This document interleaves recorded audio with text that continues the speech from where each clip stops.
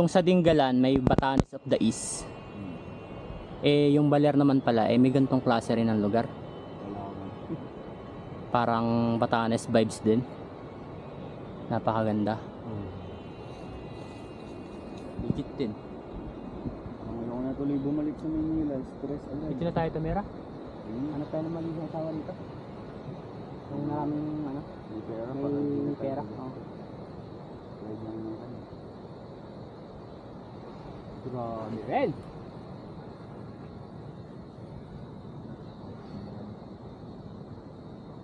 Yung araw natin na walang masyadong ruta o walang siguradong plano, dadalhin pala tayo rito. Nagplano tayo ng Sabang Beach. Tapos bahala na kung saan. Tapos nakarating tayo dito sa Manila.